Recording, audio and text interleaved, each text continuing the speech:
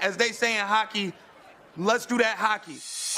Play a full 60 minutes. Yeah, I'm just trying to keep it simple. Get pucks deep, bring the puck deep, put pucks in deep. We got to keep it simple and just get pucks going forward. Getting into the forecheck. We got to keep playing aggressive. Trying to take away their time and space. We're focused on tonight. We just got to stick to our game. Episode 37, and we are back here on the Fifth Liners Hockey Podcast. And entering the month of September, hockey will be played, even if it's in the preseason format. This month, Jake, college hockey will be back. NHL hockey is going to be on TV, and the Fifth Liners Hockey Podcast joins for Division Preview Month here. We start with the Central Division, if you can't already tell, between the couple of Winnipeg Jets and Minnesota. Jake, it's an extreme rivalry in a way that we kick off here, but hopefully not too intense between the two of us. What's going on, buddy? Yeah, I'm hoping it's not going to be because I don't know. I still want to keep working with you, but yeah, it's been going well. I'm really excited for hockey season. It's definitely going to be a blast to open up, and I think there's definitely some storylines this year within the Central Division too that we can be taking a look at, and that could be going on the entire season. So excited to talk about that, and yeah, let's see what our predictions come. I mean, did we ever take a look back at our predictions from last year to see how we did? That might be something we pull up here at the end of this episode to talk about last year. And I know mine for this division specifically was not very strong, with Nashville Predators among the top teams.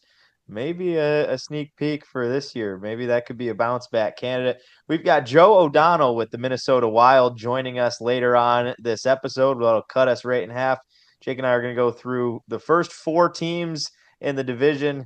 Take a break. We'll have Joe on and then cover the last four teams before we get through each of our division rankings and some featured stories, as Matt Leonardo and Owen Gund not here currently for the recording of this episode, but they will be giving us their division previews so we can dive into that at the end of the episode and give our betting strategies, if you will. Not sure based on how last year went, especially with the tight-knit Central Division and how it's building up, that I would be putting my money within this division, Jake. But outside of the hockey world, what's been going on in Cleveland?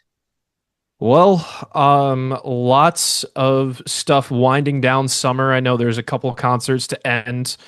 I'm actually going to the state up north in Michigan, to UMich, to go see Zach Bryan and John Mayer at the end of this month. So that's my big thing coming up. But excited to get the Monsters back. I think they're starting up in October-ish. So my season tickets will be in attendance for that first game. And hopefully you'll see maybe the likes of Josh Dunn or Trey Taylor, Ayrton Martino. We'll see where they land. So see if Trey Taylor gets the call up to the big club here in the Central Division. So that's what I'm hoping for, and I'm hoping that we'll see him in Raleigh here. We also might catch him. Greensboro's got a trip out to Allen, Texas, and I think we've got a morning game, 10 a.m. on that Thursday, and the Dallas Stars play at home Thursday night, which is about a 30-minute trip down south. So hoping we can make it, and hoping the timing lines up that Trey is a full-time member of the Dallas Stars. That'll be somebody for sure joining the podcast coming up. We also have Nico Sturm, who will be coming on later on this month as the season gets underway, probably actually later in October after we get through all of our fantasy hockey episodes and opening week. But that's a guest that we're excited to welcome on coming down the line. Joe O'Donnell of the same team will be on with us. So, Jake, let's dive right into it. And the Colorado Avalanche, first on our list to get into. Last season, it was a disappointing finish in the playoffs. Second in the conference to the Winnipeg Jets. This season, back up listed as one of the favorites in this conference, and you could say that about a lot of teams. Offseason moves. They re-sign Brock Nelson, who they traded for with the Islanders, 3 years times $7.5 million AAV. They signed Brent Burns on the blue line and add Victor Olofsson and Joel Kiviranta as a couple of depth pieces. They have Logan O'Connor on the LTIR right now, 6 months $2.5 million in cap flexibility there. But some serious concerns still around just $1.3 million of cap space, and that is including Ross Colton and Logan O'Connor trending towards the IR. When you look at the top six here, Lehkonen, McKinnon, Necas, Landeskog, Nelson, Nichushkin is a pretty powerful front office that you're working for. And then they add in Brent Burns to be maybe a third pairing D guy. He's not even going to have to play power play, which was kind of what his mantra was his entire time in Carolina. Yeah, and I think Brent Burns is definitely going to be a really good signing for them. And if he can have even just a little bit of the production he had in Carolina for Colorado, it's going to be a real big boost and really take the load off of Cale Makar's shoulders offensively. And I know you've got Sammy Girard on there, you've got Devon Taves, you got Josh Manson, and then you got Sam Malinsky. And I think, like, obviously, Cale's your 1A guy that you want to have the puck at all times. Taves and Gerard and Manson are all solid D men, but one of them goes down. Brent Burns, really easy to step into that role. And I mean, he did it all the time with Gostisbehere and Carolina, the two of them kind of running those power plays. So really excited for that. And then, I mean, on the forward core, I think my player to watch this year is definitely going to be Marty Necas. And I mean, somebody near and dear to Casey's heart as a Canes fan, and he's just exploded onto the scene this last year. And after the whole Mikko Rantanen debacle that happened, and Marty Necas just kind of getting thrown in there with Jack Drury, I think he's poised to have a full season of Nathan McKinnon down the center line with him. I think he's going to be looking for a jump in points here. This is one of those teams when you think about games going down the wire and betting late in games. If you think about potential of having overtime, I think the Avalanche are going to be pretty powerful in that 3-on-3 format when you can match the speed of Marty Necas with Nathan McKinnon and throw maybe a Cale Makar in there as the first defenseman back. The crease was the big problem when we think about Colorado and specifically last year. They go out, they add Mackenzie Blackwood, had a really good season with mixing between the Sharks and the Avalanche, goes out, gets the long-term contract signed.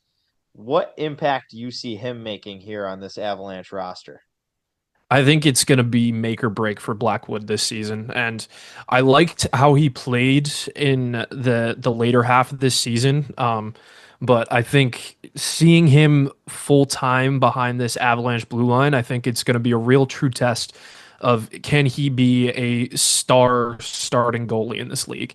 And then you've got also a new backup in there in Scott Wedgwood, and I think them splitting it is going to be interesting. Obviously, I think Blackwood's still going to take the majority of the starts, but Wedgwood's not a backup to sneeze at. So I think as long as they can do a job, I mean, the points production from this offense is going to carry the Avalanche to a lot of games. So I think really they just have to do enough to keep the puck out of the net as much as they can, and they'll end up being, I think their record's going to be a lot better than their save percentage maybe shows. So we'll see what happens. But I like Blackwood as a goaltender. I just hope that he can kind of get the season off on the right foot here. Well, that was what cost me my fantasy season last year. It was the mistaken fourth round pick. Fortunately, I nabbed Ukko Pekka off waivers when George grabbed him in the sixth round. None of that's happening this year, Jake. So don't get too excited. I'm coming dialed in, focused, and with backup plans this time because unfortunately, the league was a little smarter than I anticipated last year. Colorado last year, I misspoke at the start, third place in the Central last year behind Dallas. They finished with 102 points, and that's what we're going to talk to Joe O'Donnell about as well. It's a stacked top of this list with St. Louis coming in at 96 points, 5 teams coming out of the Central in the Western Conference playoffs. And I think that's something that you could probably anticipate coming into this year as well. The question is just going to be who it is. The next team goes to number 2 on that list, and it is the Dallas Stars. And their offseason moves, not quite as notable on the player side maybe, but big time within the coaching staff. Pete DeBoer fired, Glenn Gulletson brought in, and an interesting decision there. Gulletson, a former Dallas Stars head coach, fired, worked his way back up the ranks, and now rehired back in Dallas, coming off of the Edmonton Oilers and running their power play there. What do you think that'll shake up on the Dallas side, where we've seen them play kind of low scoring, defensive based hockey for the last few years? Now you get a power play guy, maybe some higher offense into this Dallas Stars side. Yeah, I'm really excited to see what he can do with the young forwards that Dallas has developed. I mean, between Jason Robertson, Wyatt Johnson, Sam Steele, I think Maverick Bork even, I think there's some really good young players on this team that he can take advantage of. And then you've got the veterans like a Matt Duchene, a Tyler Sagan, and Jamie Benn that can kind of help steady the ship if the young guns get a little bit too far ahead. So I like the power play addition, and I mean, I don't think it's too much to ask to get a little more offense for one of the best goalies in the league in Jake Ottinger. So I think it should be interesting to see like if that offense actually takes that jump, especially in that first part of the season, or if it's going to take a little bit for Gullitson's plans to kind of kick in and the players to buy in, because I think that's the biggest thing is you got to get control of the locker room and you got to get the respect of especially the veterans that have been here for a while and have them buy into that system. So definitely a team that is poised, I think, to make another good playoff run. But I think it's all going to come down to, can they give Ottinger the help he needs when he's having a spectacular game? Well, in terms of team with cap trouble, like we just talked about, Colorado, Dallas is right up there among the best, and just $405,000 of cap space to work with right now, which plays in favor of our buddy Trey Taylor, who we were talking about at the top. Hopefully can squeak his way in as an ELC contract. That forced their hand, though, this offseason. And thinking about players that were on the way out, they trade Mason Marchment to Seattle and just a couple of picks in return for him. They lose Mikhail Granlund in free agency. So now you got to think about the importance of the guys they have. Fortunately, on the side of the Stars, they're able to keep Jason Robertson for now. But the top six with Robertson, Rupi Hintz, Mikko Rantanen, Duchene, Wyatt Johnson, Tyler Sagan, they keep Ben on the back end as a bottom six guy. Have to now bring in Maverick Bork, who's young talent, but probably going to have to play a bottom six role. How big of a change do you think that makes on the importance of a guy like a Mikko Rantanen in the season that he's going to have when they don't really have the opportunity to go out and really add on the depth of the blue line, a very young defensive core, looking at Thomas Harley, who's been so successful, Leon Bischel, Niels Lundqvist that are added in, and hopefully Trey Taylor eventually to add that lineup. Yeah, it's going to put a lot of pressure on Rantanen, but I think he has enough complementary pieces around him if they can sustain that. I mean, on his line, you've got Rupe Hintz and Jason Robertson, and I feel like they meshed pretty well last season towards the end when he got traded there. So I'm hoping that he can continue that, and we've obviously seen he's one of the best players in the NHL, and he can do it wherever he was. So I think he's going to continue to bring that. It's really just one, the big one, can he stay healthy? And two, can the Stars continue that offensive production with a new head coach? So Rantanen's definitely going to have a lot on his shoulders this season, but I think he's proven to be one of the best players in the league, and you kind of have to just give him the benefit of the doubt until he proves you wrong. So they're going to run with him as long as they can. They've proven that. So we'll see what they can do, but I'm excited to see that he's going to hopefully, knock on wood, get a full season with Dallas here and see what he can put up here. The Winnipeg Jets are the conference champs, defending and 10 points above what Dallas was at. Dallas at 106 last year, 116 for Winnipeg, an outstanding season well up north in Canada. And maybe the biggest offseason news was probably their top signing, Jonathan Toews, coming back from what seemed like was going to be retirement, a career-ending injury. Well, Winnipeg and his hometown team takes a shot on him, and he's slated in to join as a 2C, maybe on the third line to start if you can keep Nemestikov. But this is kind of a boomer bust move, Jake, and this is the team you've got their jersey on. We'll get to some of the other names later that you're repping, but where do you see Taves fitting in here? Do you think he's still got enough in the tank after that big hip resurfacing surgery and all the issues he has had to go through? The nostalgic fan in me wants to say yes, but I think the realist in me is a little bit wavering on that. But I mean, Taves, the first thing that you're getting is experience. I mean, he's been on multiple cup teams. He's been with some of the best players in the world. I mean, players like Patrick Kane, and he knows how they work. And on top of that, he's been a captain. So you're getting a guy with the locker room presence that you need for those deep playoff runs. And we've seen that, especially with Florida, how when they went back to back, I think that was one of the biggest things that kind of helped them, that they know, hey, we've been here before, we can do it again. And I think that's what's going to be big for Winnipeg, who hasn't yet made a cup final here. So I think that experience in the room at the very least is going to bring a good positive vibe. And I think obviously the biggest question now is, can he perform on the ice? And really there's no answer that anybody can give until the first couple weeks of the season are going through and he finally gets back into the grind and gets back to that 82 game schedule. And I mean, we were talking,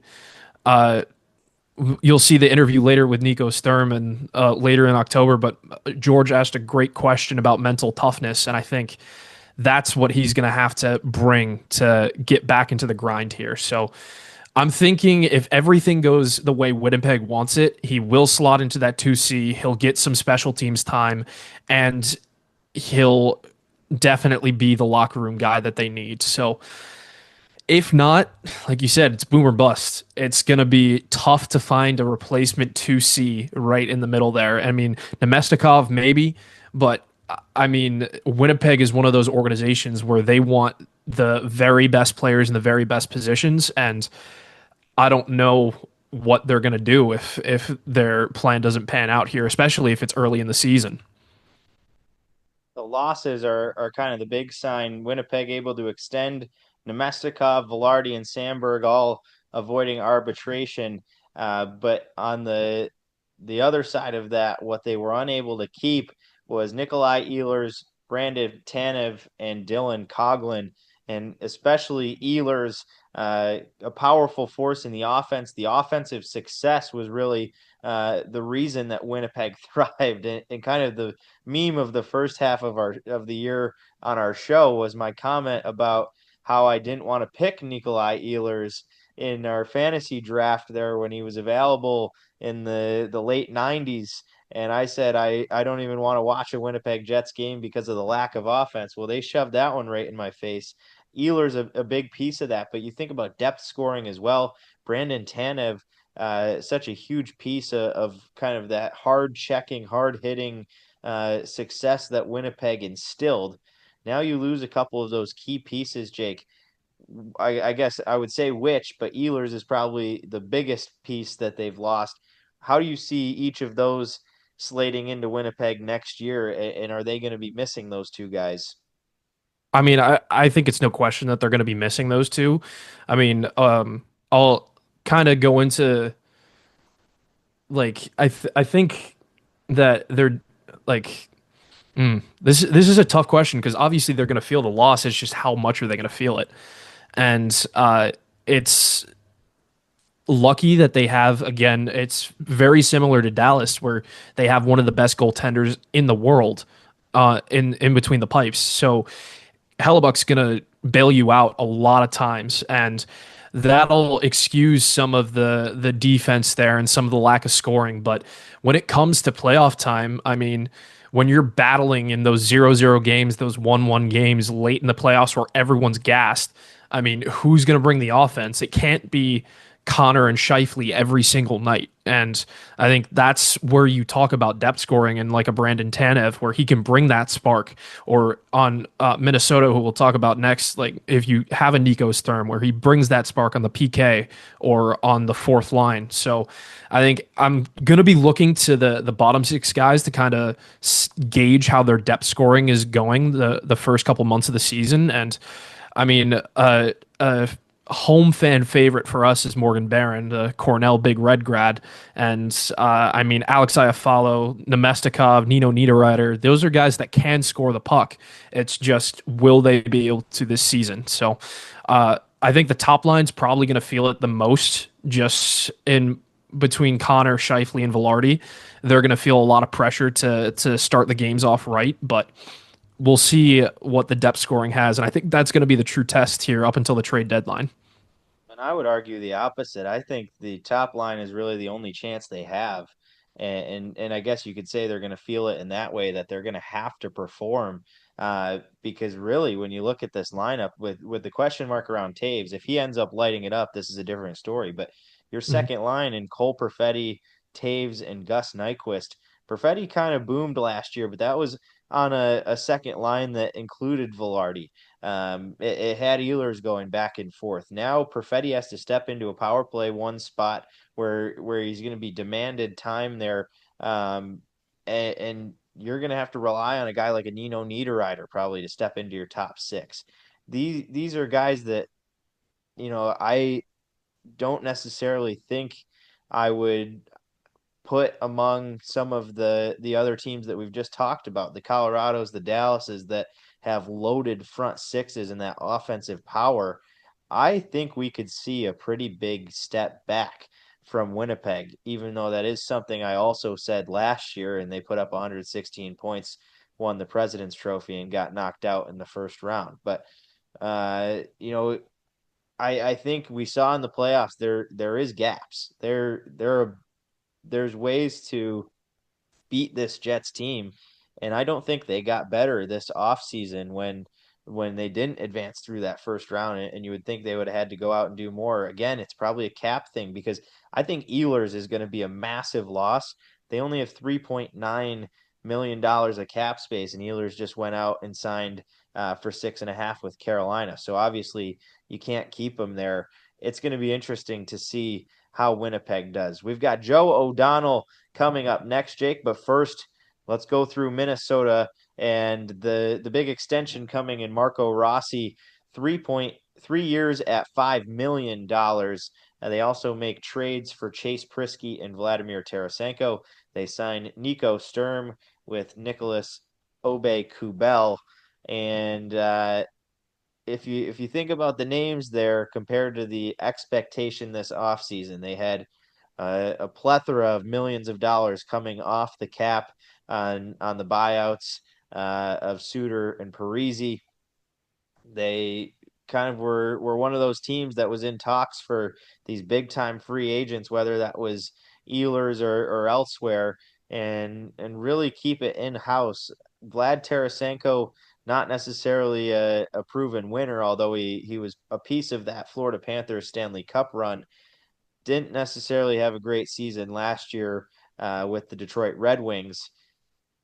I would say maybe a bit of a disappointing offseason if I'm a Minnesota Wild fan, although I'm not necessarily upset for the future with the upside they've left. Yeah, I agree. I think they've definitely have a couple of young guys that are really poised to I think make a breakout here. And I'm looking specifically at someone like a Matt Boldy or a Brock Faber. I think those two are two of my favorite players to watch when they're on the ice. I mean, Faber just embodies a great NHL D-man, and I really hope that he continues to ascend the ranks. And Boldy, I think with Rossi and Tarasenko on that second line, I think he's going to get a lot of chances to put the puck in the net and also feed it over to Tarasenko on the right wing. And I mean, Tarasenko, especially when he was in St. Louis, he had a flair for scoring goals. So maybe he's hoping to recapture that here in Minnesota. But yeah, I think they did a couple of things that could set them on the right path. But I kind of agree. I don't think they did too much more, and I feel like this has been a theme almost for a lot of the free agencies, and it didn't seem as jam-packed as it was last year, and it didn't seem like there was a lot of splash signings. But again, we saw how that worked out, and another team that we're talking about later in Nashville, and like those signings that they made last year didn't really improve them as much as we thought they would. So maybe they like the guys that they're running with, and they think that they have enough depth in the farm system. If they have an injury, they can call them up. So I think it's going to be a interesting season for the Wild, and I think they have a good chance this year to kind of leapfrog Winnipeg and battle with Colorado and Dallas for one of those top spots here. Next year, this is kind of a last swing for 38-year-old Matt Zuccarello, who's such a key piece to this offense. He's UFA at 38, turning 39 years old, so likely a retirement party upcoming there, but they'll get his $4.13 million coming off the books, and arguably that's a bargain contract for what he adds to this Minnesota side. The good thing with what they've brought in, you think about Tarasenko, maybe the risk there, but also it could be a good contract if he has a good season out here. He's at $4.7 million, but that's just a 1-year signing.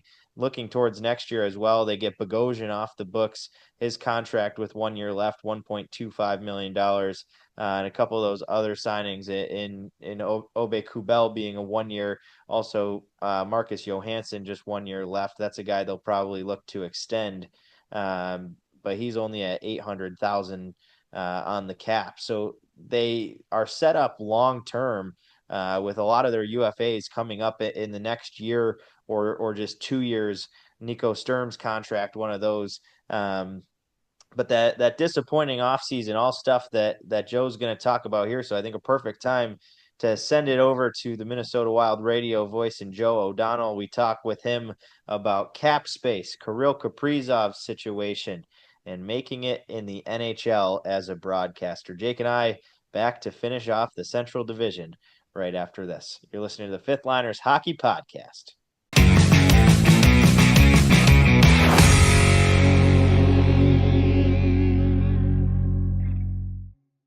Our guest this week comes from the land of the most potential and excitement in the NHL right now with the Minnesota Wild and some freed up cap space. Joe O'Donnell, the radio voice of the Minnesota Wild. Joe, thank you for sitting down with us. How's it going this summer? It's quickly winding down for you now, about to ramp back up and be a busy man. Yeah, all good. Thanks for having me on, guys. Our kids are back in school. Next week is rookie camp, then NHL training camp. And like just under 2 weeks from now, actually it might be, I guess about 2 weeks from now, first NHL preseason game for the Wild. So it is rapidly approaching, and look forward to this time of year. My buddy Nico Sturm rejoining your side, a Clarkson Golden Knight alumni, and excited to watch pretty closely. Certainly have the date marked when you guys are coming to Raleigh to go out, see him play. But there was a lot of anticipation for this past NHL offseason, and maybe the hype disappointed with major UFA names, potential trades, talks about offer sheets. But what we saw was a very quiet summer, and especially after July 1st. Minnesota, one of the teams that had a lot of talk around them, cap space opening up and dollars coming off being held up. They add Tarasenko, they re-sign Nico Sturm, but also left a lot of available cap space entering training camp and maybe potential moves, but leaving the future open. Were you at all surprised with how slow the offseason went, one around the league, but maybe also around Minnesota?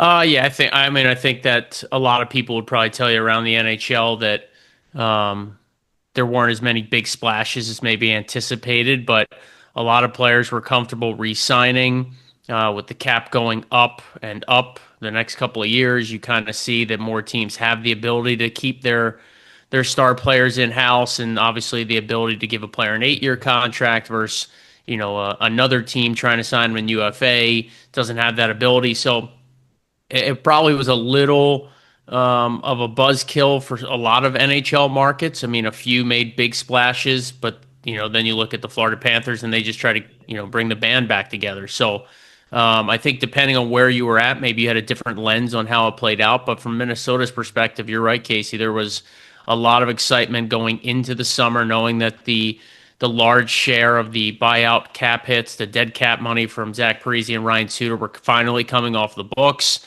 Had been talked about for years by not only Wild fans, but hockey operations staff and the GM and Bill Guerin in particular about like this, the time is coming, meaning this summer. It just didn't pan out that way, but I don't think it's a terrible thing. I really don't. Like, yes, was it a little underwhelming, but that's okay. Like, the Wild weren't just going to spend money to spend money. That's how you get yourself into trouble. Trying to make a big splash just to make a big splash, get talked about for a few weeks nationally, and then what did you actually do? So I like the flexibility that they have in season. They've got some young players coming in, competing for spots, which I think is exciting, and Wild fans should be really thrilled about to see how some of these kids pan out. The future is sort of now in a lot of respects. The last piece of business will be to try to sign Kirill Kaprizov to a long-term extension, which they have the ability and the flexibility to do. It seems like the two sides there are on the same page. It's probably just a matter of time until it gets done. But then the ability in season now to have some cap space for the first time where an injury doesn't mean that you are, out of roster flexibility. For so many years, the Wild were right up against the cap, so call-ups and things they would do in season had to be day-to-day scrutinized and managed by the capologists, if you will, within the organization. And I think now they have the ability to make a splash should they need to in season, whether that be one more piece at the deadline or an injury or poor play, subpar play forces them to make moves. Now they've got that ability because they have the money to spend, and I think that should be exciting for Wild fans. Plus, then you have future off seasons where some of that available cap space can come into play. There's $12.25 million already committed to that top line with so many bigger names going on the market for next season as UFAs. Does that concern you or any of the Minnesota Wild fans regarding the number for Kaprizov to come back?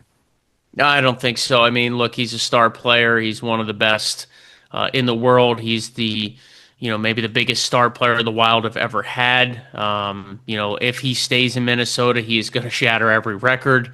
It appears he's already on all over the record books after just a handful of seasons. So I think you pay him whatever you think, whatever it's going to take to get the deal done, to be honest, because of the way the salary cap's increasing. Maybe 5-6 years from now, if you're giving them $14-15 million, that might look like somewhat of a steal compared to some of the game's top players. And that's what you're seeing around the league right now is you're seeing teams like, look at the Blackhawks right now. They re-signed Frank Nazar to a deal after he played just 50 NHL games, 45 NHL games. I don't have it in front of me, but and he got over $6 million a year. We would never see that before in the NHL. So teams are kind of gambling on locking up young players early. The young players are hard-pressed to turn down that type of money, especially in his case, right, where he just had one season, part of a season in the NHL. Who's going to walk away from that money?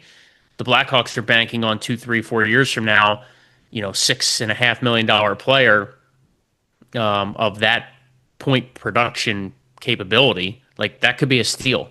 So I think, for the Wild, you got to look at right now what you can afford, but also the kind of in the horizon, the next couple of years with the cap continuing to go up and more revenue coming in for the NHL is like some of these deals are going to be outstanding deals for the organization, and the players still getting paid obviously early on, maybe more than what they have produced to achieve, but then moving forward, maybe it's a better deal for the team. So I think you're seeing a lot of that around the NHL as well. And so from Minnesota's perspective, easy for me to say, but I'd pay Kaprizov whatever it takes to keep him here long term. He's the franchise cornerstone. You hope he stays healthy and you build around him. Yeah, I guess on the topic of you were talking earlier too about young guys coming up and making an impact. Another guy that I really wanted to ask about was Zeev Buim and just the way that he impressed in his 2 seasons of college hockey and then the unique situation of coming in and starting your NHL career in the playoffs. I guess, what has impressed you about him and where do you kind of see him fitting in moving forward? Well, I think you look at the analytical comps, Owen, and you see like the name like Quinn Hughes, right, and sort of the trajectory that when those analytical sites project out for Buim's skill set, what he achieved in college, his age, what he's done internationally with Team USA and the World Juniors, like you start to look and go, this has superstar potential, right? He's got superstar potential. Now, a lot of work's got to get put in. He's got to stay healthy. He's got to adjust to the NHL game. So I'm not saying it's a given that he's a top 2 D-man for the next decade, but over time, if he's a 50, 60-point defenseman, maybe more, runs your power play, skates well, I think it's just an absolute steal for the Wild that they were able to get this player in the first round, get him a little bit acclimated last year, as you said, in the Stanley Cup playoffs. But I think there's going to be a learning curve there. Like, I think Wild fans saw that. Getting thrown in the Stanley Cup playoffs not easy for anybody. The very few top-end players in the world could probably absorb that type of shock from college to the NHL. We saw Cale Makar do it. Brock Faber did it for the Wild a couple years ago, but even he got a couple of regular season games. So it's not an easy spot they put him in, but I think that experience is huge. I've seen this a lot in my broadcasting career at the minor league level.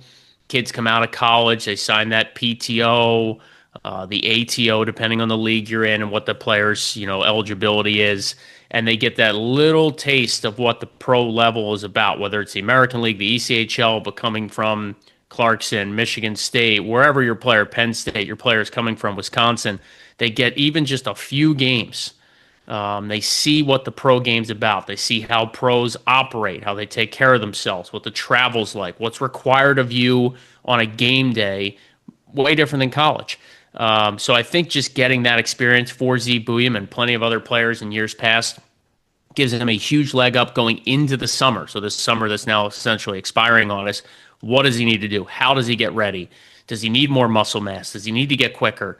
The shot lanes that were there in college on the power play weren't there in the NHL in the Stanley Cup playoffs against Vegas, and their penalty kill. So you just see those things. You get a little taste of it. And I think that was my guess, probably huge for him getting ready now for his first full NHL season. So I do expect a lot from him. But I think it's going to take a little bit of time as he continues to get more comfortable. Taking a look at your goaltending room, everybody's beloved goaltender Flower stepping away from the game.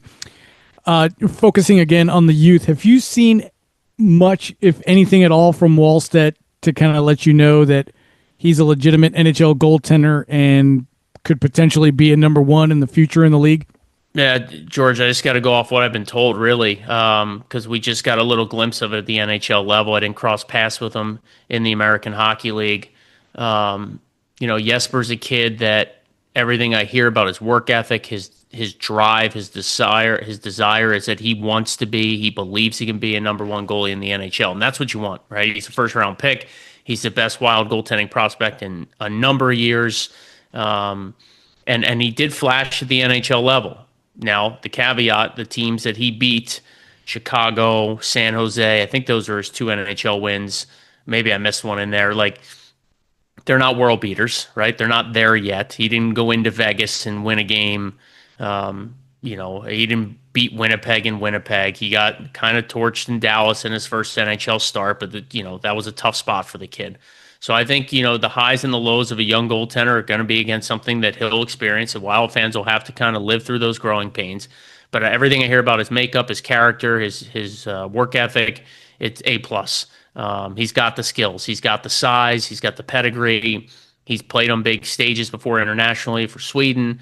The American Hockey League's tough, man. It's a tough league for goalies in particular, and I think he felt that. He didn't have a great season last year. I think Jesper would be the first to tell you that. It was just it didn't pan out between the injuries and the struggles. Like every good game he had, it felt like he gave up 4 the next night.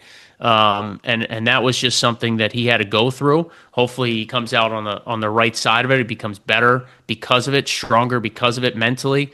But yeah, it's going to be, his net essentially after Philip Gustafsson. The Wild didn't go out and sign a veteran NHL goalie to come in and compete, or a guy to take 10 or 15 starts. if Gustafsson plays 60, 65 games, the other 20 games or whatever are gonna land on Wallstedt's shoulders, and I'm sure Minnesota would probably like to not have to run Gus into the ground by February or March, especially with Team Sweden and the Olympics on the horizon for Gustafsson. So it could be a long year for Philip Gustafsson, but the hope is that Wallstedt is ready. I believe the organization believes that he is ready, and that's why they didn't go out and really add a veteran-type goalie behind Philip Gustafsson. But again, Wallstedt's going to have to go out and earn it. He really is. Like this camp, it's not just, all right, you're here.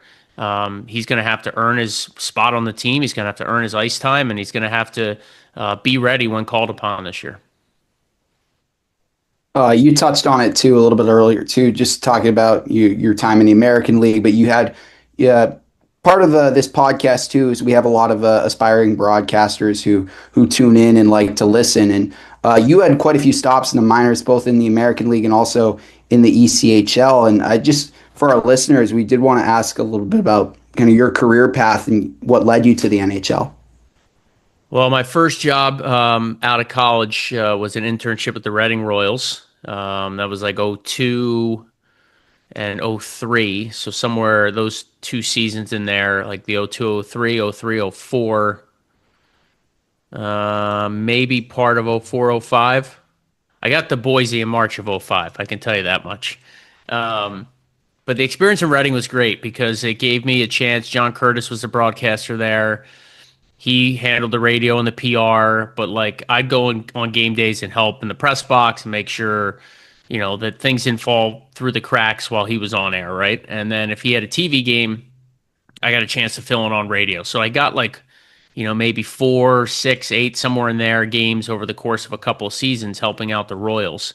And in March of 05, I got a phone call from John Curtis, who I still keep in touch with this day. He's a big reason I am where I am, because even in that little bit of an internship run with him, he taught me what it was like to be in the minors, which is like, the game notes, the press releases, the game recaps, all that stuff in addition to the broadcasting. And he said that, there was going to be an opening in Boise because the broadcaster there had quit with like 15 games left in the season or 20 games left. So, the Steelheads were interested. They had called the league office. The ECHL All-Star game happened to be in Reading that year in 2005. So, I worked that game. I helped the league folks. So when Boise was scrambling for a broadcaster, it's my understanding they called the league office. The league office is like, well, we know there's an intern in Reading who's, aspiring. And so basically just through a couple of, I guess, what you call good recommendations and maybe a little bit of firsthand knowledge, of my desire to become a full-time broadcaster, I basically just talked to the team president in Boise, and 6 days later, I was on a flight from Philly to Boise. Didn't own a suit. Didn't really know what the heck I was doing, if I'm being honest. And finished the year with Boise, like the last 15 or so games of the regular season and their playoffs. They were the defending Kelly Cup champs that year. So it was really cool to jump right into the mix. But talk about learning, on the fly, getting thrown in the fire. I got there, and I think they were wrapping up a home series against the Las Vegas Wranglers. So this is March of 05. And was this the year they had the fight? Was that when they were coming back against Vegas? Oh, no, that was the year before. That was the year they won it. But there was a brawl that I was witness to in 2007, which is, you can YouTube that. It involves Jeremy Yablonski and 2/3 of the Alaska Aces team. Matt Nickerson was in there too. It was a gong show.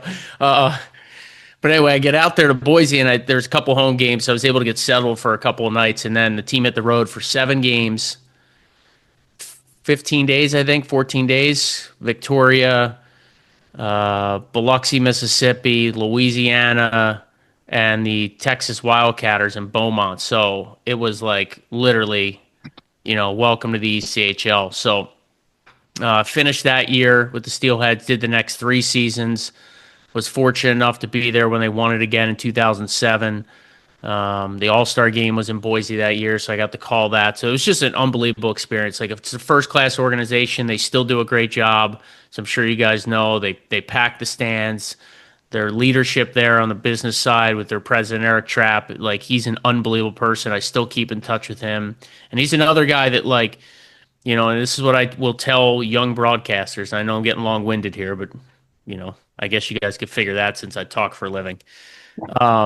Like, you got to do other things, right? You have to do other things. And so I got taught at a very young age, my first full-time job with the Steelheads at age 25, 26, like, you got to sell. You got to sell corporate. You got to sell tickets. You're going to put on the mascot suit if we tell you to. You're going to be at community events. And so when you understand that early on, and this isn't a knock on the Steelheads organization, but they weren't paying me very much. And I'm sure, many of the broadcasters that are tuned in right now can appreciate that. Like, you got to want it. And you got to do other things to earn your keep, to earn your, if you bring in revenue, I really believe it works out for everybody, right? Like, if you become more valuable to an organization because you're selling, like, it's going to be very hard for them to part ways with you or not want to pay you more, whether it's commission and sales or just your salary, because you've earned it, because you're bringing in, you've become a valuable part of that organization. So that was taught to me very early in my career. I'm so grateful for it because I carried on that approach in the American League, wearing multiple hats, the willingness to sell, and just being comfortable going out in the community, talking to groups, hosting events, emceeing events, and just trying to get creative with promotions and being in some of those think tank brainstorming sessions for marketing and game ops. And, what do you see on the road? Like, that's one thing that I again, like, maybe off the path here of your question, but, like, if I'm giving life advice to a young broadcaster, part of it is, like, you're on the road, dude. So when I was in Milwaukee for a game, if they ran something at intermission that I thought was cool, I'd either take a quick video on my phone or jot it down, and you go back to your staff with that. Like, they're not in Milwaukee. They don't know what they ran at the first intermission. But if the place is going crazy and there's a sponsor behind it, like, you have that sponsor in your town. If Jersey Mike's is a sponsor of their promotion in Milwaukee, guess what? There's a Jersey Mike's where you're playing hockey too. Those are things that you can take not only to your sales staff, but use internally as you go out and sell, to help your game ops, to help your promotions, to see just what other teams are doing. How are they packing it in? What are they doing for giveaway items? And stuff like that. I think not only is a fun part of the job, because you get to see different areas of the business side in pro sports, but I think it's also very valuable internally as you grow and you kind of develop yourself in hockey. Is like, what else can I do to make myself important to the organization? How else can I kind of impact things in a positive way that'll make me less expendable in an industry at times where they're trying to cut costs because, that's just the way of life.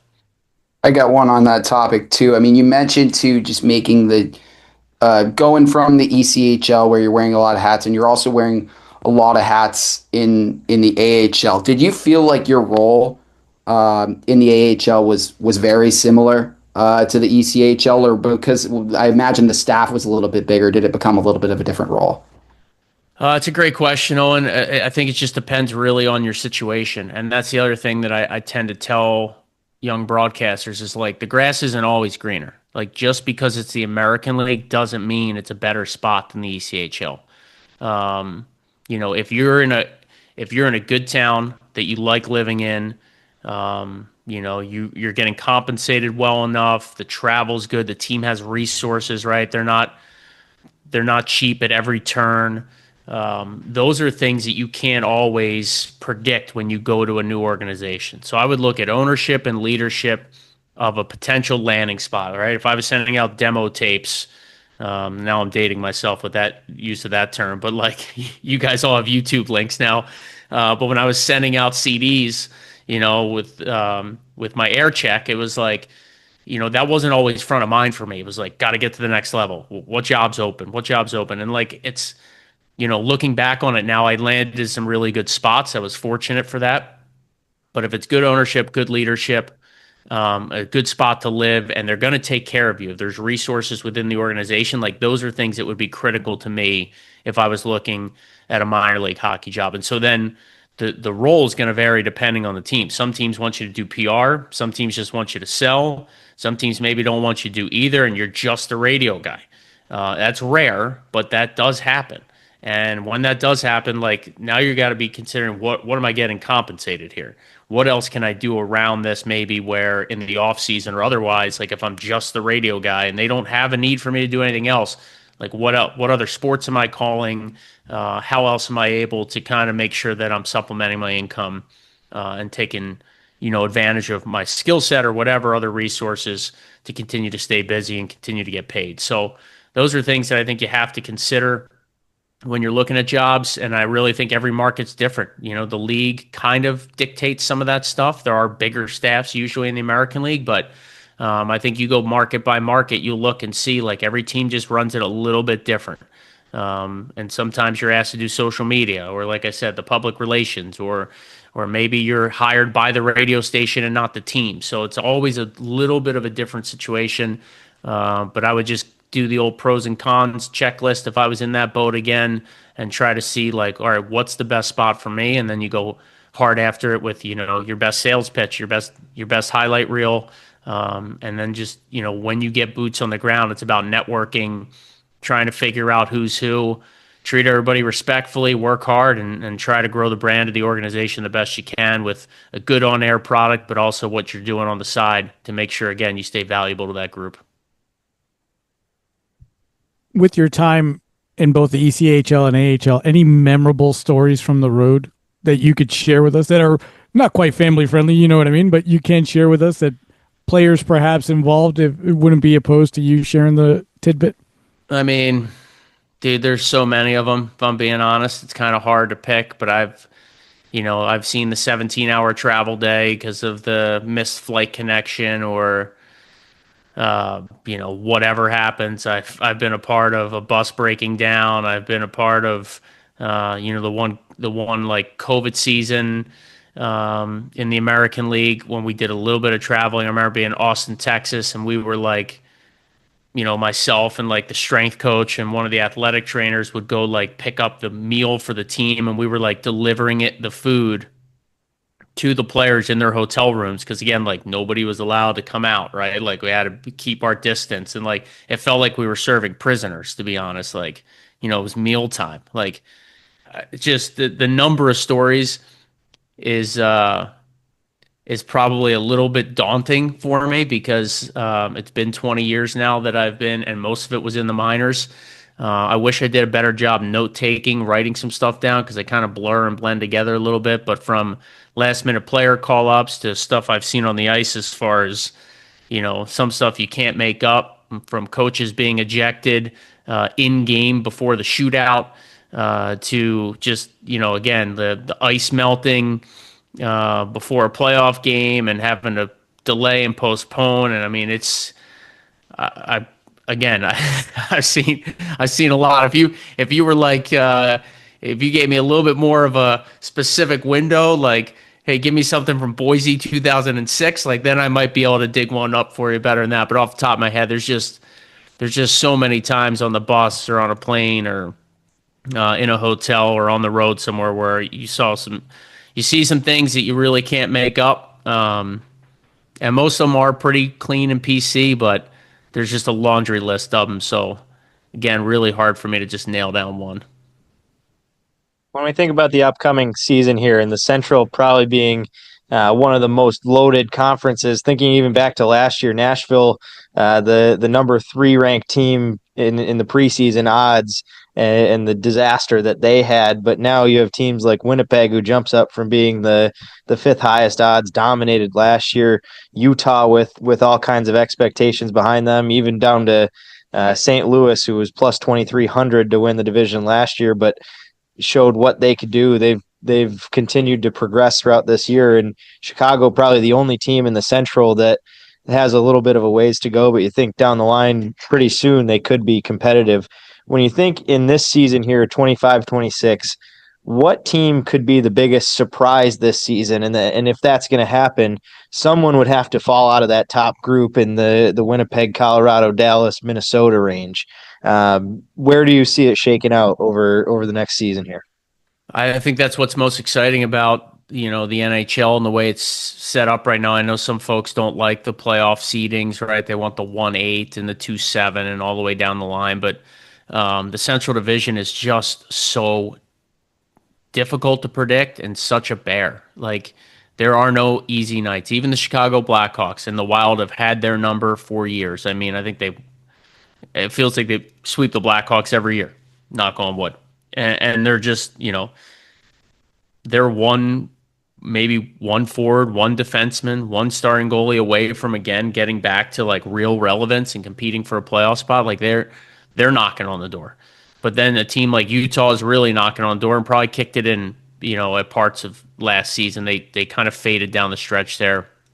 You mentioned St. Louis. I don't think Nashville, they can't be as bad as they were last year. That caught everybody completely off guard with all the moves they had made in the previous offseason. So I guess Utah would be kind of that, like, that sexy pick that's like, all right, between the youth and the offensive skill, they've added Vitek Vanacek and net now to kind of help out with Vamelka there, take some pressure off him. They have experience on defense. Like, they'd be hard-pressed for me to say that they're not ready to take another step. But ultimately, we just know one thing. It's going to be 95 to 105 points if you want to have any shot. Like, if you don't get into that 95-point range from the Central Division, you're not getting in. Will we see both wildcard teams come from the Central again like we did last year with Minnesota and St. Louis? I think we will. Unless Vancouver or Calgary, are teams that are going to be in that 95 to 100-point range, which they were both awfully close last year. I think in the Pacific, you're looking at Vegas, you're looking at LA, and you're looking at Edmonton. And then in the Central, like you said, Dallas, Colorado, Winnipeg, something massive has got to go wrong for one of those teams not to be in it down the stretch. And so basically then it's Utah, it's St. Louis, it's Minnesota, maybe a Pacific Division team, Nashville. Like, those are a bunch of teams fighting for 2 wildcard spots on paper. A lot can change. We've seen the Wild last year when they were healthy. They were the best team in the Western Conference record-wise heading into the new year. And then the injuries took their toll, and they had to scratch and claw their way to get into the end. So really hard for me to just lay it out and predict, hey, this team's definitely going to fall out and this one's ready to jump in, because I think, Casey, you set up nicely where there's a lot of potential there to just be a bear of a division again where, again, if you're not at 95 points by, April 2nd, 3rd, 4th, whatever, heading in that last week of the regular season, you're probably in some trouble. Joe, we've kept you well longer than we asked for and really appreciate your time and willingness to join on. Best of luck this season. We're pulling for the Minnesota Wild. Hopefully it'll pull out your guys' way, but certainly a lot of excitement, and that'll continue to build as the month goes on here. Yeah, thanks, guys. Anytime, let me know I can be of assistance. Good luck to you guys in your careers, and thanks for having me. Thanks, Joe. Thank you.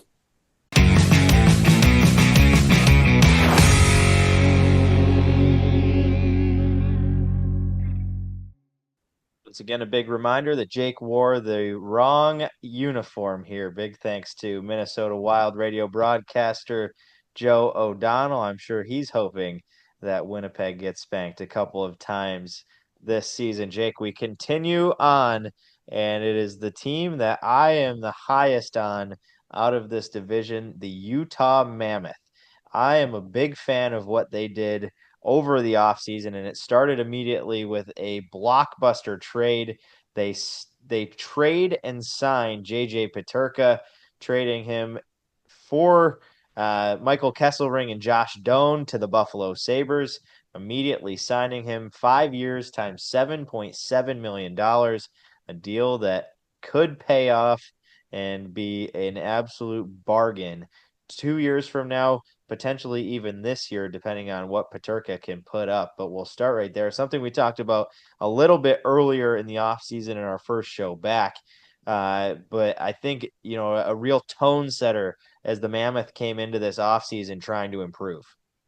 Yeah, and before we start that, I will say, Joe, if you want to send me any Minnesota Wild merch, I don't have any, so that's why I was wearing the Winnipeg. But yeah, Utah, I mean, I was really high on them last season, and unfortunately they couldn't quite get over the hump. They did come in at 89 points, which I think was really still good from first year out of Arizona, and I think they've got so much potential. I mean, so much, and I mean, I liked Josh Doan as a prospect, not so much as a college hockey player for ASU, but that's a Clarkson story. And Kesselring was a serviceable top six D man. So I think honestly, I think they came in at just slightly above, in my opinion, for what they could have gotten. So I really like the deal. I think Paterka will fit in well here, and I mean Utah, man. I really want to see them do well, and they're.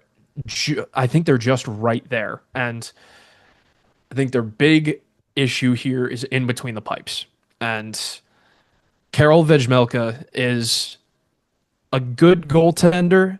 I wouldn't say he's your franchise cornerstone in net.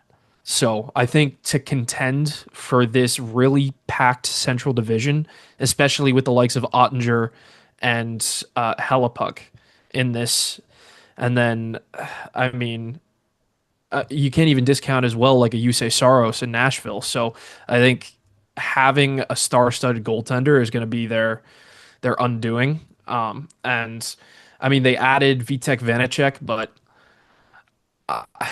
I didn't even like him as a backup on the Panthers, man. So I think it's going to be tough for the Mammoth in between the pipes. But everywhere else, especially their young forward core, I have a lot of optimism. It just comes down to their defensive play. Are they going to be able to keep the puck out of the net? And I think the defense would be the question as well. You've got Sergachev on the top line. The addition of Nate Schmidt, a big one coming in during this offseason as well. They add Nate Schmidt, Brandon Tanev, Vanacek, as Jake alluded to, and Scott Perunovich. But looking at that defensive side, Sergachev and John Marino, the top line listed, Oli Mata and Sean Dursey, the second line, Nate Schmidt and Ian Cole. I like Schmidt and Cole as a third pair. I think they could work up more as a second pair as well.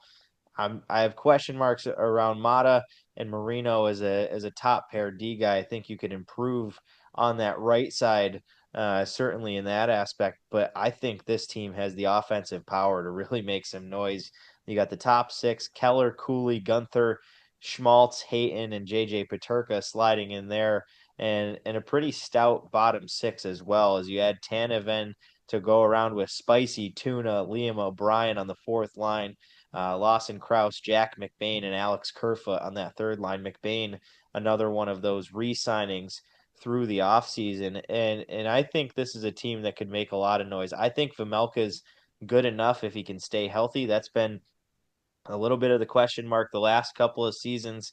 They had Connor Ingram up and down as well, and I believe he is now headed out to New York. Actually, I was going to say he had those struggles with the going into the player assistance program, but now out with the Islanders, I think was where he signed in the offseason. And I think Vamelka with Vanacek, I think it's good enough, Jake. I think there's enough there that with the offensive firepower, if they can be putting up 3.5 goals a game, which is very much within range in a central division here that probably could get five teams across the finish line, I think they're good enough to be that fifth team. Yeah, and I agree. I think that's their ceiling, and I think they obviously have a very high ceiling here, and their floor, unfortunately, I think is also pretty low. And if things don't click like with Paterka, if one of the young guys goes down with injury, if a Logan Cooley goes down, I think their floor could be really bottoming out. So it's really honestly we talked about boomer bust earlier. I think this is a boomer bust team. They could be one of the best contenders in the Central Division, or they could be fighting it out with Chicago for bottom. So it really depends, and I think this is a really pivotal year for them. I mean, first year in Utah with a mascot and with a logo, so they've got to be feeling good that they can just call themselves an actual team instead of the hockey club. So I think that'll be a little bit of a boost. And yeah, again, youth is the whole point of this team. And if they can get those young guys going, I think we're going to be in for a fireworks show here. On to the St. Louis Blues. Not many extractions on the Blues side, but primarily signings. They add Pius Suter, Nikita Alexandrov and Logan Mailloux, and adding to what is a young core. We saw that with the offer sheets as they brought in Holloway and Broberg last year, and now those are going to be priority guys to sign coming up in the next few years to keep that core together. But for this year, the core stays intact. They were one of those teams that squeaked across the finish line last year and almost made noise in that upset against Winnipeg. And I think I said Winnipeg got knocked out in the first round. That was incorrect, thinking about it was a second round exit, but easily should have or could have been an elimination to the Blues in that game 7 that went to overtime. Unfortunately, another team right up against the cap and maybe in the second worst situation with just $625,000 to work with, Jake. But this is a pretty star-studded core and a lot of young guys that have really started to make noise in the NHL. And they seem to keep getting younger with guys in the top 6. Snuggerud, probably the biggest addition that now is going to get that full season. He was kind of up and down last year, but really made some noise, and especially in the Stanley Cup playoffs, the way he played. Robert Thomas as the top line center. They keep Kyrou around and to go along with guys like Holloway, Neighbors, all of those young core pieces that are going to be around for a long time to come here on this St. Louis Blues side. Yeah, and another guy up there is Pavel Buchnevich, and he's been one of the leaders on this team for a while now. So I think that the mix of the veteran presence and the young guns, I think it's going to be a really good formula for St. Louis this year. I think the only reason that I'm kind of a little bit down on them is I think there are some injury concerns around the lineup, and I really don't know if they're going to have a full healthy season, especially on the forward core. And then we look to the blue line as well, and a former Anaheim Duck in my favorite team, in Cam Fowler. I think he's definitely a little bit of an X factor for this team. And then you've got, again, like you mentioned, Broberg from that offer sheet. You've got Colton Parayko, Justin Falk, and then you bring in the new signing with Logan Mailloux, and then Tyler Tucker as well on that third line. So I don't know if their offensive output is going to be quite as high as it was last year, but I'm expecting some good development, especially from guys like a Snuggerud. I think he's poised to make a really big jump this year. So unfortunate we don't have our good friend Matt to hype up the Minnesota kid, but I'll try and do my best for him. I think he's a really good talent. So hopefully they can stay healthy, and who knows? There's so many teams in this division that can go for the playoffs, and I think St. Louis would be we'll get to our rankings later, but I think they would be my sneaky pick to get in here. And you think about sophomore slump and that term, what it could mean. A lot of that comes around with tape developing and thinking about how good a lot of those young guys were last year. You wonder if they can continue that presence that they had. But I'm right with you that St. Louis could be a top end threat here.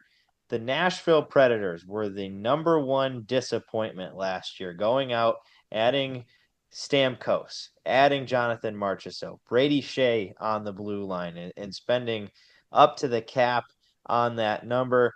And all it paid out was a near dead last finish in the NHL.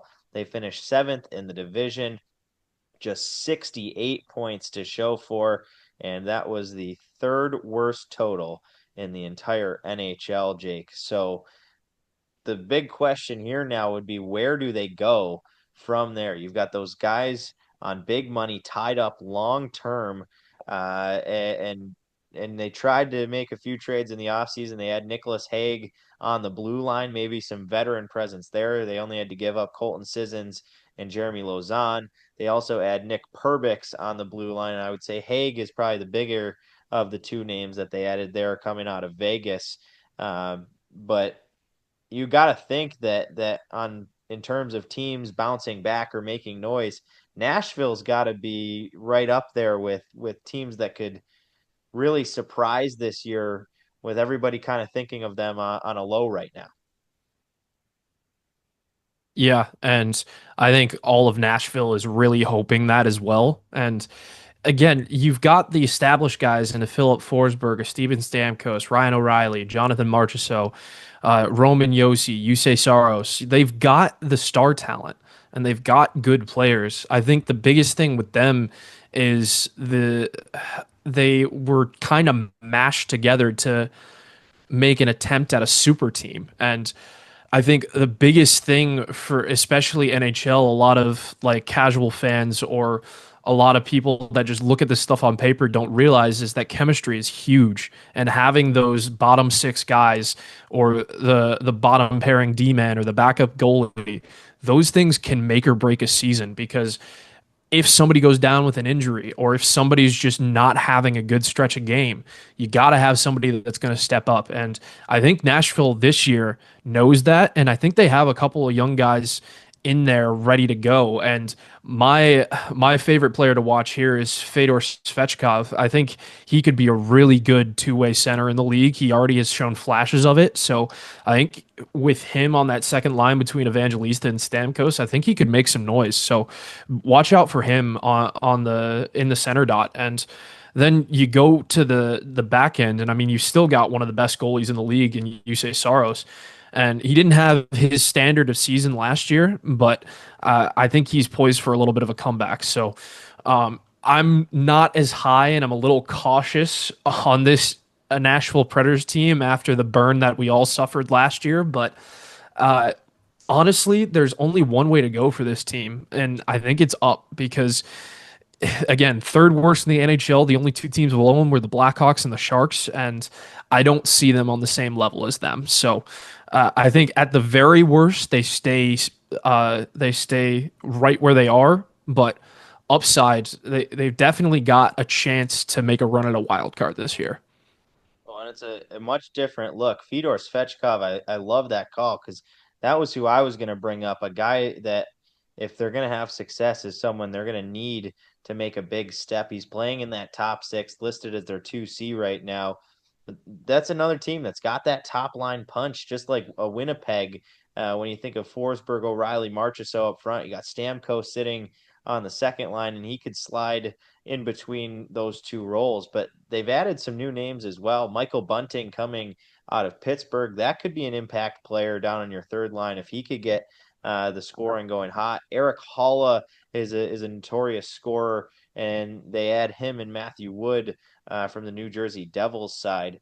I just don't know that the defense is good enough with Roman Josi kind of stranded with Justin Barron on that top line, and I'm not sure again if Barron's really a top pair caliber guy, and they're really weak on the right side. Nick Blankenberg, their second pair right side guy with Brady Shea and Hagen Perbix on that third line. So I think for me, it's the defense that really is the piece that's going to cause the problem rather than the offense that this Predators side has put together. So they're really going to have to rely on UC Saros.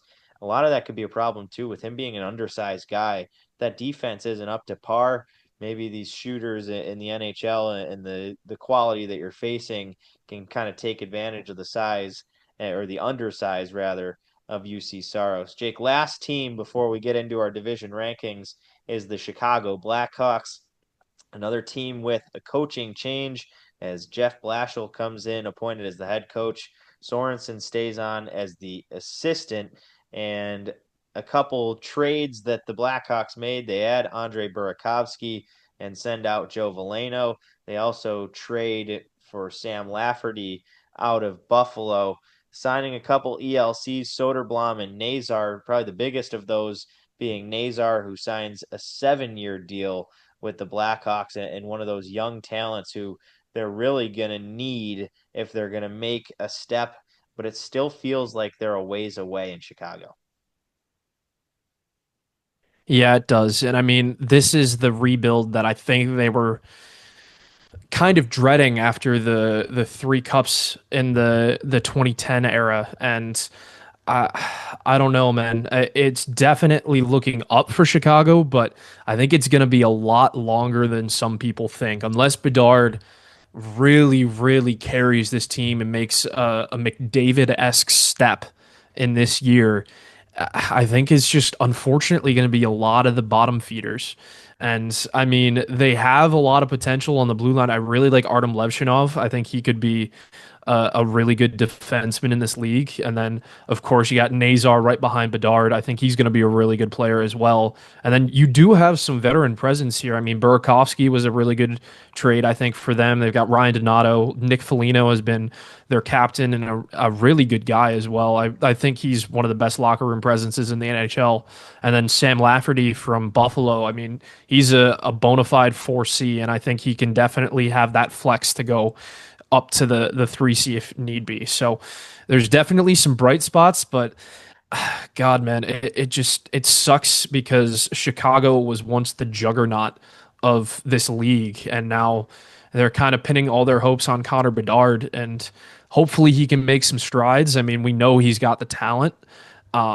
It's just going to be interesting. And then I don't even kind of scared to go between the pipes for this team. I mean, I like Spencer Knight as much as the next guy, but I don't know if he can stand between the pipes with this blue line in front of him. I don't know if he's going to have much of a chance. And then Arvid Soderblom behind him. I mean, again, solid goalie, but not exactly someone who inspires confidence in between the pipes. So unfortunate, but hopefully Chicago, better times are ahead. Well, you wonder how much of a detriment too to Knight's development it could be. There is nothing in front of him. When you think about the D pairing, they're going to need Artem Levshinov to be an absolute star here. But it comes down to Alex Vlasic, Sam Rinzel, Wyatt Kaiser, Levshinov, Ethan Del Mastro, and Connor Murphy. That essentially is an AHL defensive six. And thinking of Levshinov making the jump, he hasn't been proven. He was injured all last year, and they're going to need to throw him right into it where he hasn't really developed at all. And you could say the same about really the forward core as well. Frank Nazar stepping into that 2C role is kind of the guy they're hoping can go right along with Bedard and push Bedard's development forward. But think about all the hate that Bedard took, the criticism, and you could visibly see how frustrated he was throughout the entirety of last season. That's not going to get any better here, and they're more than just a couple of pieces away from being a competitive team, because it's more than one or two or three pieces. They need an entire defense to develop, not just to be drafted, and they've got draft prospects.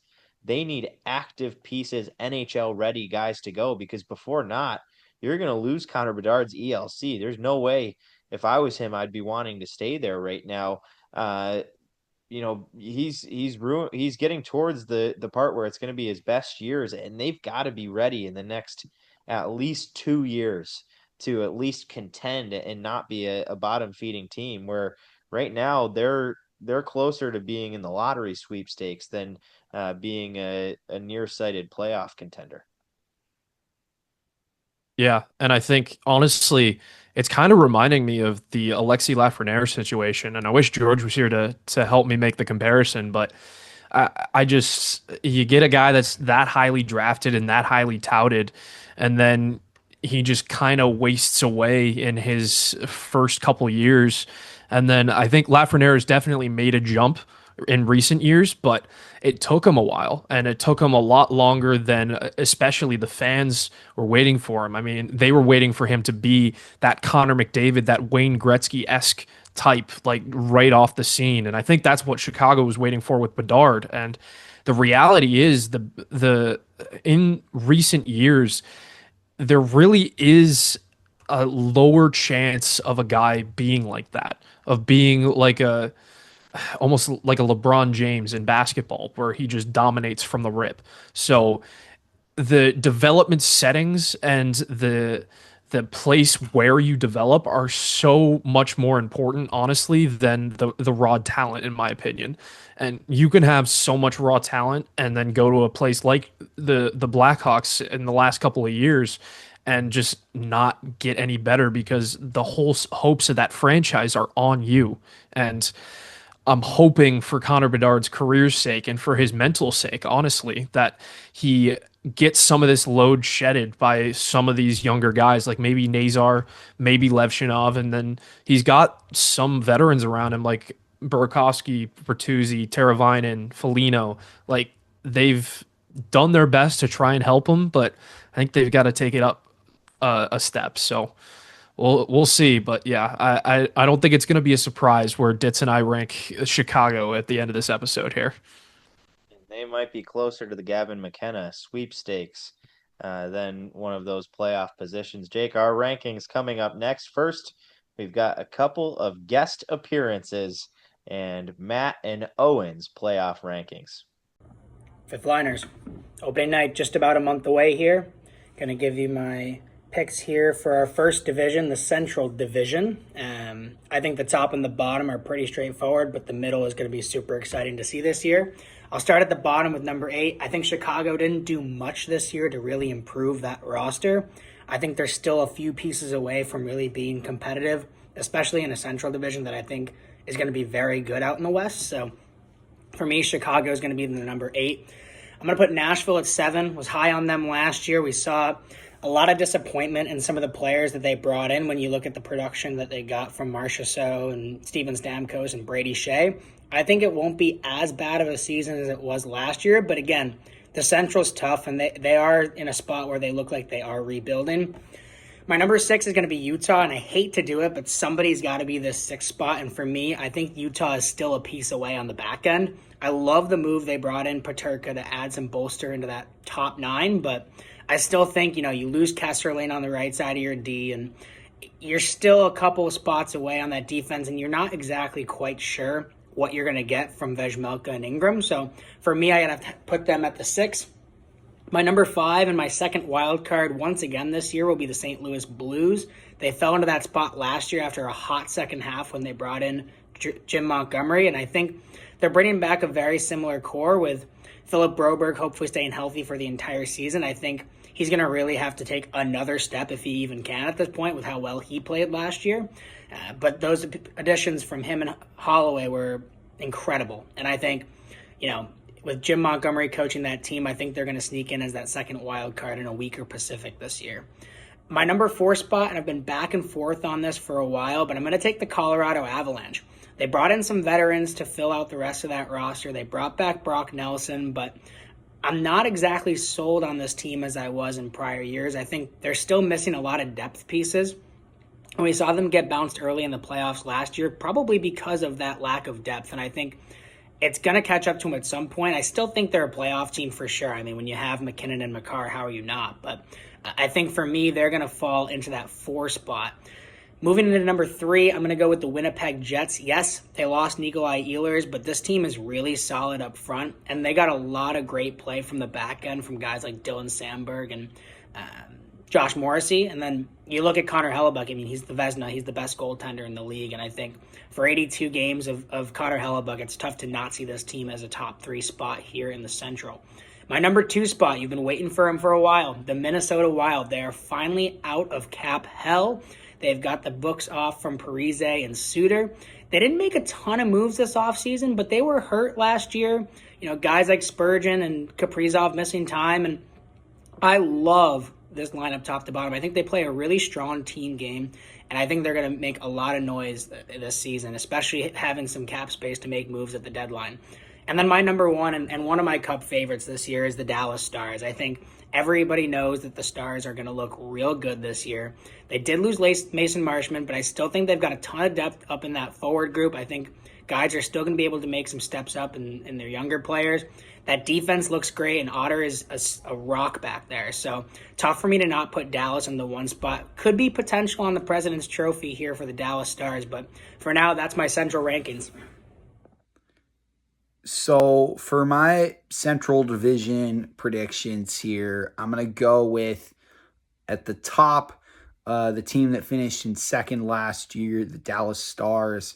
I think they are consistently positioning themselves to be a top regular season team year in and year out. And I think in Mikko Rantanen's first full season with the club, he's going to be a big difference maker, and they're going to finish atop the Central Division. In second, I think the Winnipeg Jets are a very similar team to the one they had last year. Losing Nikolai Ehlers to the Hurricanes is going to be a tough loss to replace, but I think without a doubt, they're a playoff team. They're a strong team in that Western Conference. I think they can get to 50-plus wins for sure, and I have them slotting in second in the Central Division. In third, I get the Colorado Avalanche. I think that they made some good moves in the offseason, going out and getting a defenseman like Brent Burns, who can certainly add that offensive output, is going to be big. And also that core is intact, and as long as McKinnon and Makar are there, they will be a contender year in and year out. I like them in that 3 spot to match up against Winnipeg in round 1 of the playoffs, and that'll be a fun one. See if Winnipeg can avenge a loss to Colorado 2 years ago. In the wild card spots, I have both of the wild card teams being from the Central Division. I got the Utah Mammoth finishing in 4th. I think they're going to have a big 25-26 season. They made some upgrades really in all areas, but I think getting Vitek Vanacek in between the pipes is going to be a huge add for them. Take some load off the shoulders of Karel Vejmelka, really good 1-2 punch in net. And then you add the Stanley Cup winning leadership on the back end and Nate Schmidt coming in, and then the big acquisition of JJ Peterka up front. You pair that with Tanev. They've added some size and physicality up front where they kind of need that scoring punch a little bit more, and now they're going to have it. So I have the Utah Mammoth as a playoff team. And then in that 5th spot in the Central Division, in your final wild card spot, you can't have the St. Louis Blues missing the playoffs. I think they're going to get in. I think they're also very similar team to last year, and I think the job that Jim Montgomery did there behind the bench, they are going to keep on rolling and slide in 5th in the Central, 2nd wild card spot. Give me the St. Louis Blues getting in. Then on the outside, let's see, you got the Minnesota Wild in 6th. It's tough to have them not going in just because I think that they made some good moves this offseason. Shout out Nico Sturm, friend of the show. I think he's going to be a good add there. And then Kirill Kaprizov, if he's playing at a high level, this could blow up in my face, but I've got them in 6th on the outside looking in the playoff picture. 7th, Nashville Predators. I think that they miss out. They continue on that trajectory that they started last season of kind of just underperforming to people's expectations. And I am expecting a tough season in the Music City, but we'll see there. I do see them finishing ahead of the Chicago Blackhawks, who are still entrenched in a rebuild, and I have them finishing in 8th. So that is my Central Division prediction. We'll see how it goes. All right, Jake, here we go. Matt's got Dallas, Colorado, Minnesota, Winnipeg, St. Louis for the 5 teams in, Utah, Nashville, Chicago to miss. For Owen, it is Dallas, Winnipeg, Colorado, Utah, St. Louis.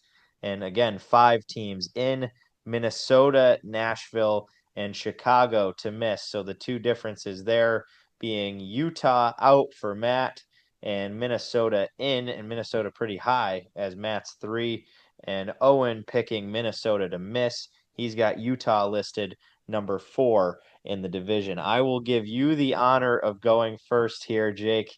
And so far, 2 for 2 with 5 teams in the playoffs in the Central. Where are you going to go with your Central rankings?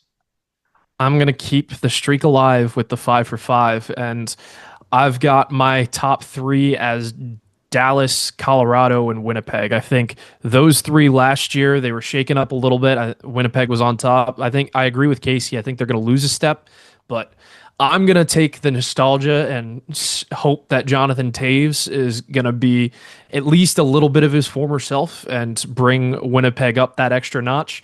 But I think Dallas just has a lot of firepower plus Jake Ottinger. So I think they're going to take home the division. I think Colorado with Nathan McKinnon and Marty Necas and Cale Makar, I think they're going to be a force to be reckoned with this year. So I have them in my number 2, and then Winnipeg, number 3. And then I have 2 wild card spots. I'm going with Minnesota and Utah. I think Minnesota definitely has the playoff experience now. They've gotten a taste of what it feels like to be in that Stanley Cup playoff, and now they've added some guys and have some returners that'll make an impact. And then Utah, I'm taking the young guns, baby. I think they're going to be just sneaking into the playoffs, but don't be surprised if they make it to a round two. So I think they're going to have a lot on their hands. And then for my teams out, I'm going St. Louis, Nashville, and Chicago. I think St. Louis for me, it's a little bit of a cop out, but I think them and Utah could probably switch. It really just depends on who's healthier at the end of the season. But I'm gonna take the younger team in Utah, and I think St. Louis is definitely gonna take a step up in their development of their player, but I'm not sure that they have enough to make it to the playoffs. And then Nashville and Chicago, it's kind of self-explanatory after last year, and I hate to put them back where they were, but I just don't see Chicago having any semblance of an NHL team this year, other than like flashes here and there. And Nashville, I don't know, man. Besides that top line, I don't see where they can get the firepower that they need to challenge a Dallas, challenge a Colorado, even a Minnesota. So that's my rankings. And all right, I'm ready, Ditz. Tear me to shreds. What do you got? I don't hate yours there, and I like Utah in the position. Matt's gonna be either looking like a genius or looking like an absolute doorknob here because I'm right with him, and I have Utah the highest of anybody on the show here, but I'm going number one in Colorado, and I think that the offseason moves they made are gonna really put them in a big position defensively. I think that was the big question last year. The cap situation was a problem. They navigated around it and I think got stronger on the defensive end. The other side of that is health now, and especially if they can keep Gabe Landeskog around and he's not out of the lineup up and not influential on the season. But if he can play 60 games and be a piece of this lineup, I think Colorado is right back to the top. I think it's going to be pretty close between them and Dallas fighting it out here in the Central. But now is where I really shake it up. So obviously, the President's Trophy team not among the top of my division once again. I picked them to miss last year. I'm not doing that, but I'm also not picking them as one of the top three here. It's the Utah Mammoth for me that are the number three team in this division. I think this Utah team is poised to make a lot of noise and is going to surprise some people. And I think this is interchangeable for me. I think 3, 4, 5 are going to be an absolute dogfight. And thinking back to how it played out last year, it was pretty similar in that number three was Colorado at 102. Just 5 points behind them was Minnesota at 97. 96 was St. Louis. And Utah really faded at the end of last year to finish at 89. I think they don't fade this year. I think they're going to get in 98 points. They're going to improve by 9 from last season, which is easily well doable when you think about the overall record of 30, 37, and 1. Put 9 points in there and change that to 30, 36, and 31 and 1. Or get a couple of overtime victories and turn that into 33, 30. Well, this is tough, Jake. Now you're making me do math here, but we'll say I'm 30, not making you do anything. They get 3 more regulation wins, which would they go 33, 31, and 4. Yeah. All of a sudden, that the hockey club is right up in there, and I think they're poised to make some noise here. For me, going towards the wild card spots, I think Winnipeg's going to slide in there. I think they did not get better from last year. They were a dominant team, though. I don't think they got that much worse. So for me, they're in there as a 4, as a wild card, and I think St. Louis is going to be that 5th wild card. I am right with everybody else. 5 teams from the Central get in, and for me, it's Minnesota that's going to be the first team left out. I think Nashville is going to be down towards the bottom of the barrel once again. thinking towards that U2 tour that they went on, that historic run, 22 straight unbeaten games or whatever it was. If that doesn't happen, Nashville is not even in consideration for being a great team last year, even with the offseason they had. We saw how historically bad that blew up in their face. And I think they get a little bit better this year. I don't think they're contending. So for me, they're number 7. Chicago is miles away, and they finish as number 8. Jake, we promised it at the top of the episode here to finish by looking at last year's preview. So last year it was me, Matt, and George. And Matt had the number 1 ranking. So I guess we'll go worst to first here. And I think George took the cake for worst ranking. Actually, it might have been me. It was me, but George's number 1 was the worst. Yeah. The I think you're rankings. I was going to say rankings, your one to miss was probably worse than George's. yeah, But the rankings played out: Winnipeg 1, Dallas 2, Colorado 3, Minnesota and St. Louis as wild cards, Utah, Nashville, then Chicago. So how George had it played out here was Nashville number 1 in the conference. That didn't happen. He had Dallas at 2, which was a check mark all around. They did make the playoffs. They also finished dead on number 2. He then had St. Louis at 3. They were a wild card team. Took Minnesota in the wild card, who finished 3rd. That was a correct answer. And Winnipeg was his wild card team. They end up winning the President's Trophy. You know, when I think about it, I think mine was worse where I went with this. But mine was Dallas number 1. They finished 2. I had Nashville at 2nd. They were way off of that mark. At least I picked Colorado in 3rd. That was a correct choice. St. Louis in the wild card. Last year, again, I picked Utah in the wild card with the missed pick of Winnipeg not in the playoffs. They won the President's Trophy. I also had Minnesota as the 7 team. They snuck in as the wild card team in the West, or in the Central, excuse me. And I had Chicago correctly at the bottom of the barrel. Matt, as the most accurate, had Dallas 1, Nashville 2, St. Louis 3, Winnipeg 4, Colorado 5, with Minnesota, Utah, and Chicago all missing. So we'll see one more year down the line if anybody goes a perfect 8 for 8 with all in order.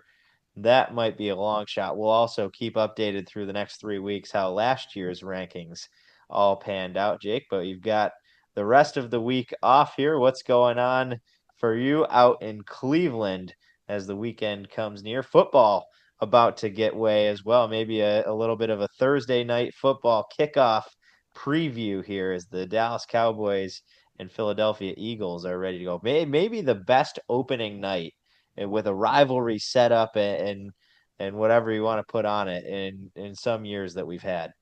yeah, it'll definitely be fun, and I'll definitely tune in for at least a little bit. And it is a school night after all, so we'll see how long they go. But all I can say is, die Cowboys, die, fly Eagles, fly. I'm not an Eagles fan, but God, do I not like the Cowboys. And actually, and Cleveland itself has their opening weekend on Sunday, Browns versus Bengals. I'll be in attendance for that one, and maybe one of our quarterbacks will do something. I don't know what they'll do, but they'll do something, and yeah, it'll be fun. But yeah, looking forward to that. Looking forward to the season, and maybe a little bit of a Clarkson appearance for me in October, where I go down to Penn State and see number 1 overall pick in 2026, Gavin McKenna, take on the Golden Knights. So excited for that. I could not be more jealous on that side. And pitting you and Matt Leonardo against each other here, week 1, the biggest Bengals fan on the show that we've got. For some reason, a guy who has no affiliation to the city of Cincinnati, but he will be rooting for Burrow and the Bengals. I will, as well, as my fantasy teams have been crafted. And Jake, for me, it is a big Cowboys pick coming on Thursday night. I'm calling the upset. and I'm riding the waves of Dak Prescott to my fantasy football championship this year. That's my sleeper pick, guy that was drafted over 100 and I think is set to make some noise coming off injury and disappointment last year. Needs to prove himself in that Jerry Jones offense. So we'll see if that can happen and if the fantasy program can get off to a hot start. I'm feeling pretty good on the football front. Not as good as I'm feeling about what I'm going to do to everybody about a month from now as the fantasy hockey episode will be dropping. And I am beyond excited to get fantasy hockey underway. But this concludes our Central Preview, episode 37. Next week, another big-time guest coming out of the NHL and a historic voice of Stanley Cup playoffs and now Pacific. You can try to do the math, but we'll have that one dropping next week. For Jake Swanson, as well as the rest of our crew that joined on to interview with Joe O'Donnell, a big thank you to Joe O'Donnell as well.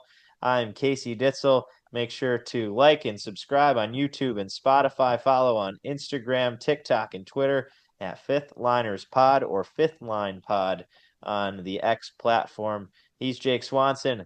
I'm Casey Ditzel. Until next time, have a good one, everybody.